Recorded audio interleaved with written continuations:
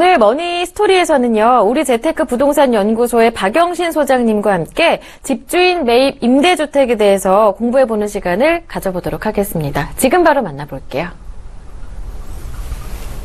네, 안녕하십니까. 요즘 부동산 시장의 흐름을 제가 지난 방송에서도 말씀드렸었고요. 앞으로도 시장 구조가 이제 바뀔 것이다라고 예측을 좀 했었는데요.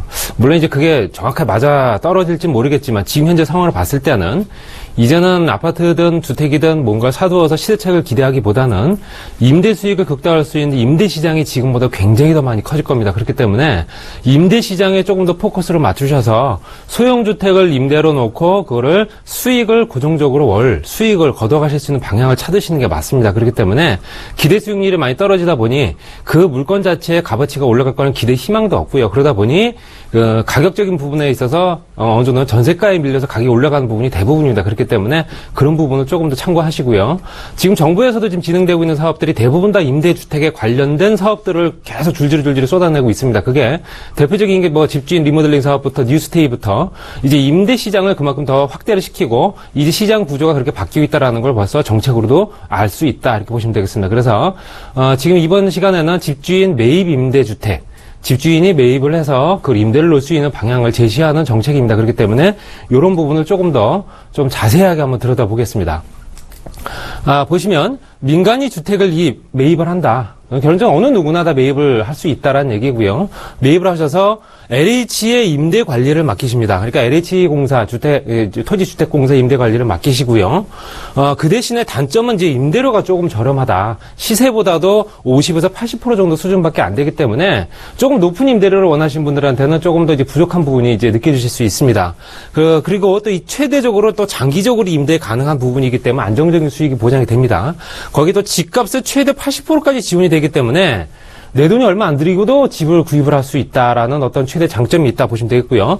집값의 50%와 집값의 30%는 이제 기금융자와 LH에서 마련을 해줍니다. 그렇기 때문에 실질적으로 내가 들어갈 수 있는 돈은 얼마 안 되고요. 물론 기금융자금에 대해서는 이제 대출이 발생이 되기 때문에 이자가 지급되지만 1.5%대 아주 저금리고요. 집값의 30%는 이제 보증금, 요거는 이제 LH가 어느 정도 다 지불을 한다라고 보시면 되겠습니다. 그래서 나머지 20%만 가지고 스스로 부담을 하기 때문에 아무래도 내가 투자하는 금액이 작다 보니 어느 정도는 투자할 수 있는 어떤 범위가 넓어졌다. 이렇게 보시면 되겠습니다. 그래서 말씀드린 대로 LH에서 임대 관리를 하기 때문에 공실 리스크가 없다. 말씀드린 대로 공실의 위험이 없습니다. 그렇기 때문에 LH가 모든 걸 주관적으로 더 관리를 하기 때문에 공실 임대인 관리, 임차인 관리를 신경을 쓰실 필요가 없다라는 내용입니다. 그렇기 때문에 굉장히 거추장스러운 일을 이제 LH가 대신해 준다라고 보시면 되겠고요. 또 그렇기 때문에 매월 집주인에게 확정 수입을 지급을 해준다. 물론 이제 기본 공제되는 부분이나 이자라든가 아니면은 기타 공제된 부분도 있긴 하지만 말씀드린 대로 그런 부분이 이제 어느 정도 매력으로 작용을 한다라고 보시면 되겠고요. 두 가지 형태로 진행됩니다. 원룸형 주택이 있고요. 거기에 이제 가족형 주택. 말 그대로입니다. 그러니까 원룸형 주택은 면적이 좀 작고 1, 2인 가족. 그 다음에 가족이라 한다면 3, 4인 이상 거주할 수 있는 그런 임대다 보시면 되겠고요. 말씀드린 대로 50에서 80% 정도 수준의 임대료를 8년 이상 장기 거주하면서 8년 이상 최대 30년까지 가능합니다. 그렇기 때문에 그런 부분을 조금 더 중점적으로 잘 보셔야 된다. 8년까지는 무조건 임대를 놓으셔야 된다는 얘기입니다. 그렇기 때문에 내가 매도를 못한다는 어떤 그런 부분도 참고를 하셔야 됩니다. 도표를 보시게 되면 말씀드린 대로 주택이 하나 있다 한다면 융자 50%, 보증금 30%, 자부담 20%이기 때문에 내가 들어가는 돈이 그만큼 소액으로 줄어든 만큼 수익률을 따지게 되면 그 금액으로 따진다면 수익률은 괜찮지만 전체적으로 시장 구조에서 그 시장에서 나오는 임대 수준으로 봤을 때는 어느 정도는 작은 금액이다라고 볼 수밖에 없죠. 보증금을 받고 매수인을 어느 정도 자부담이 20% 하신 분이 매수를 하게 되면 월세를 이제 확정 수익을 하고 시세 80% 월세에 위탁관리비가 이제 LH공사에 5%가 들어갑니다. 5% 들어가고요. 거기에 기본적인 융자 상환금, 이자가 되겠죠. 이자를 이제 내셔야 된다라는 부분이고요. 그리고 보증금과 월세 같은 경우는 이제 보증부 월세 관련된 부분은 시세 80% 정도 수준으로 마련이 된다라고 보시면 되겠습니다. 금리는 1.5%의 대출을 받으실 수 있고요. 자, 그러면 아까 말씀드린 대로 정리하면 집값의 20%만 가지면 내가 집을 살 수 있고요. 임대사업용 주택으로 활용을 하셔야 되기 때문에 이거는 자가거주가 안 됩니다. 실제로 실거주를 못 하신다는 얘기고요. 말씀드린 대로 자가거주가 불가능하다. 그리고 중도금 말씀드린 대로 중도금, 잔금, 기금융자까지 따졌을 때 이런 부분이 금융 혜택이 그만큼 많기 때문에 아무래도 자금적인 압박을 받으시고 어딘가는 투자를 하고 싶은데도 소액으로 갖고 계신 분들한테는 굉장히 큰 장점으로 보이는 물건, 어떤 정책이다 보시면 되겠습니다. 융자에 대한 부분은 이제 다세대 주택이냐 다가구 주택이냐에 따라 좀 틀려집니다. 그렇기 때문에 다세대 주택 같은 경우는 1호당 8천만 원.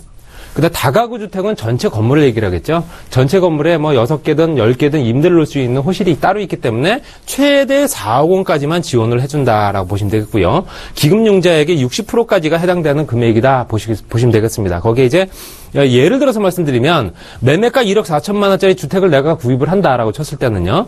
기금융자 7천만 원, 50%이기 때문에 7천만 원이겠죠. 그 1억 4천만 원 중에서 일단 30%가 보증금 지원되기 때문에 4,200만 원. 그러니까 실제적으로 내가 들어가는 돈은 2,800만 원이다.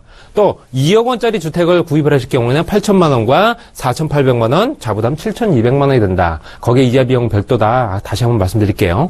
그리고 이런 것들은 그럼 어떤 주택이 가능하느냐 보시게 되면 일단은 8년 이상 임대를 하셔야 되는 거고 임대사업자는 분명 등록을 하셔야 됩니다. 그리고 100호 미만의 어떤 대형 임대사업을 하시는 분들한테도 가능한 얘기다라고 보시면 되겠고요. 준공 20년 이내에 다가구나 다세대가 해당이 됩니다. 20년이 넘어가는 것들은 안 되고요. 연식이 봤을 때 준공 후에 20년 이내의 주택들, 다가구나 다세대 주택들, 다세대 같은 경우는 85제곱미터 이하의 다세대, 그러니까 전용면적 25.7평짜리 미만이어야 되만 가능하다 보시면 되겠고요. 이거는 그럼 매입 시점과 준공 후 30년이라 한다면은 그럼 내가 30년 동안을 어떤 기준으로 잡아야 되느냐?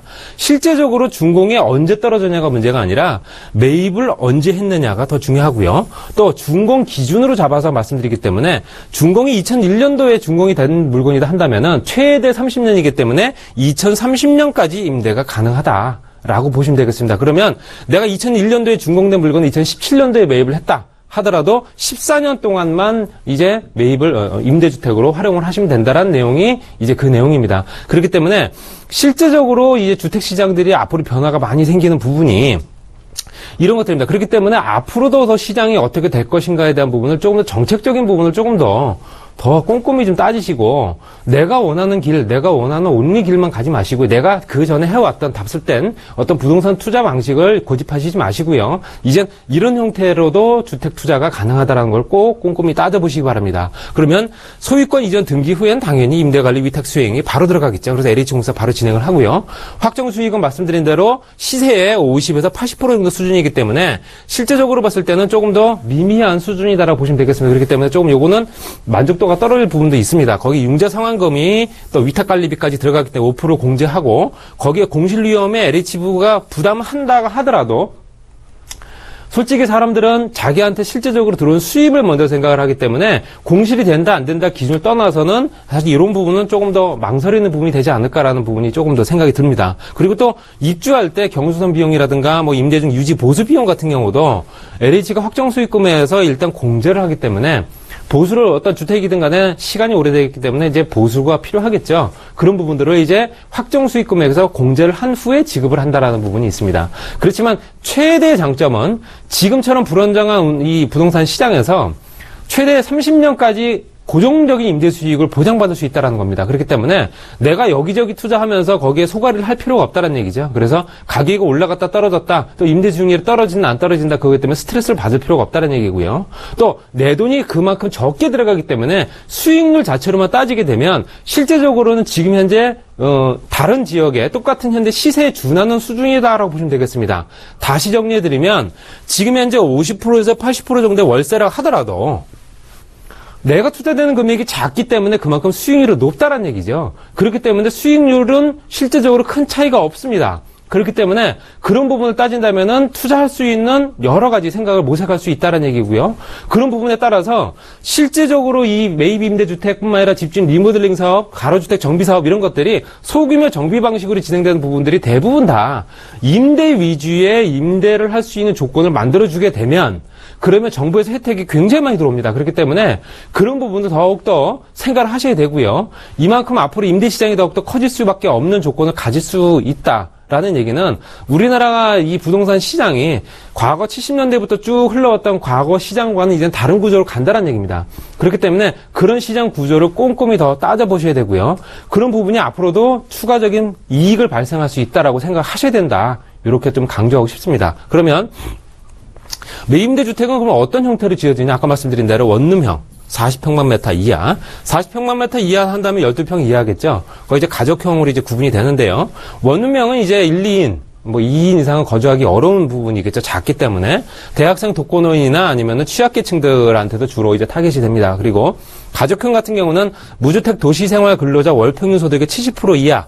그러니까 소득이 낮은 사람들을 위주로 해서 임대를 놓기 때문에 어차피 소득이 낮은 분들한테는 주변 시세에 보다 더 저렴한 시세로 놓게 되면은 더욱더 많은 임차인들이 아무래도 더 끌어들일 수 있다는 장점이 있기 때문에 임대료는 아까 말씀드린 대로 8년 이상 장기 거주하시는 분들 8년 이상의 장기 거주를 조건으로 해서 계약이 되기 때문에 임차인들 입장에서도 굉장히 주거가 안정이 된다. 그렇기 때문에 집을 매입하시는 분들 또 임차를 얻으시는 분들한테도 굉장히 안정성과 수익성 어떤 그런 부분을 다 보장을 하기 때문에 추가적인 어떤 그 반사 이익을 해서 기대 가치가 떨어지는 집값을 끌어올리기보다는 실질적으로 이 집에서 나올 수 있는 수익률을 극대화시켜서 그 수익률을 매달 쪼개서 가져가는 그런 형태로 이제 진행된다 이렇게 보시면 되겠습니다. 그만큼 앞으로도 더욱더 커질 수밖에 없는 임대시장을 더욱더 강조할 수밖에 없고요.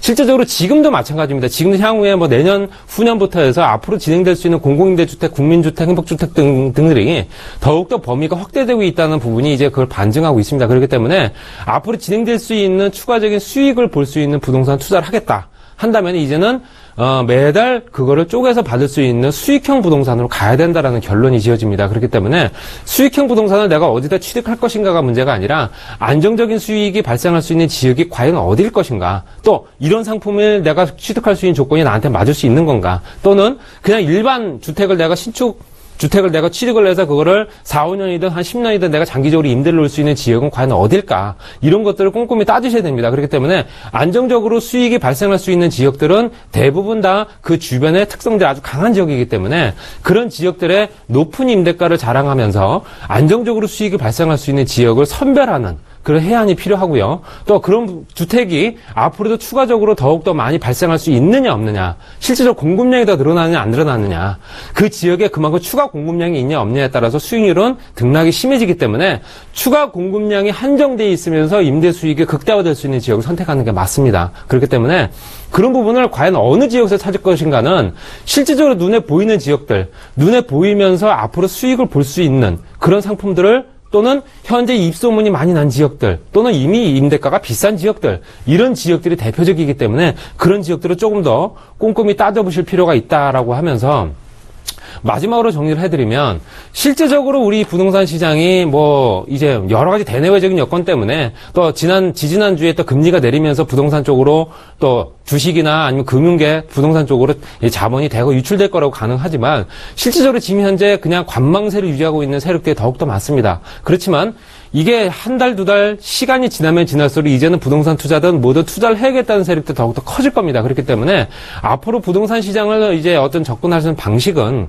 실질적으로 다시 한번 말씀드리면 시대 차익을 기대하는 어떤 주택을 보유해서 그거를 내가 향후 10년 후에 얼마를 내가 됐으면 좋겠다라는 기대 수익률이 떨어지는 지역들이 워낙 많기 때문에 그런 것보다는 임대 수익을 꾸준하게 볼 수 있는 수익형 부동산으로 여러 채를 갖고 있는 게 훨씬 유리하다라는 어떤 결론이 지어집니다. 그렇기 때문에 그런 부분을 더욱더 꼼꼼하게 따지시고 지역 선정 잘 하시고요. 그 주변 환경, 입지 여건, 그 주변의 수요뿐만 아니라 수요 계층들의 실제적으로 그 주변에 수요들이 어떤 층들이 많이 모여 사는가도 꼼꼼히 따지셔야 됩니다. 그렇기 때문에 그런 부분을 보시고 고소득이 보장될 수 있는 안정적인 수익처를 찾는 게 맞다라고 말씀드리면서 지금 말씀드린 집주인 매입 임대주택은 여기서 정리하겠습니다.